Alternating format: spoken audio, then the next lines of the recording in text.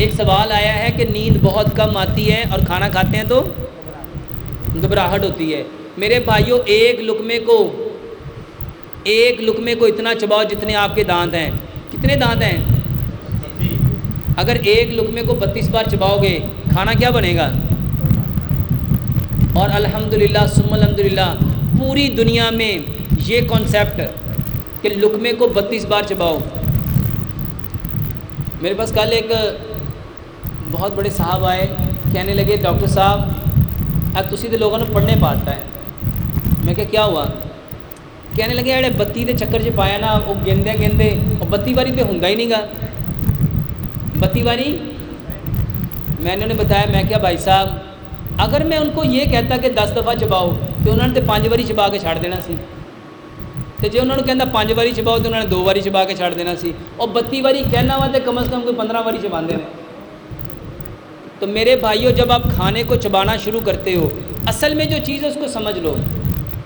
جب آپ کھانے کو گن رہے ہوتے ہو نا 1 2 3 4 5 6 7 8، تو جب آپ گن رہے ہوتے ہو میرے بھائیوں آپ کا دماغ پرسکون ہوتا ہے۔ دماغ کیا ہوتا ہے؟ میرے بھائیوں کھانا کھاتے وقت ہمارا دماغ بھاگ رہا ہوتا ہے، لیکن جب آپ اس کو گننا شروع کر دو گے نا تو وہ ٹھہر جائے گا، سکون میں آ جائے گا۔ ایک لقمے کو کتنا چبانا ہے؟ 32 بار۔ اور نیند اگر کسی کو نہیں آتی تو 3 کام کرو۔ پہلا کام لمبا سجدہ کرو، لمبا۔ دوسرا کام اپنی ناف میں سرسوں کا تیل 7 قطرے روز ڈالو۔ 1 قطرہ ڈالو، بسم اللہ پڑھو، سورہ فاتحہ پڑھو، اس کو ہلاتے جاؤ۔ پھر 1 قطرہ ڈالو، بسم اللہ پڑھو، سورہ فاتحہ پڑھو، اس کو ہلاتے جاؤ۔ اور میرے بھائیوں کیلے اور دال چینی کا کہوہ پیو۔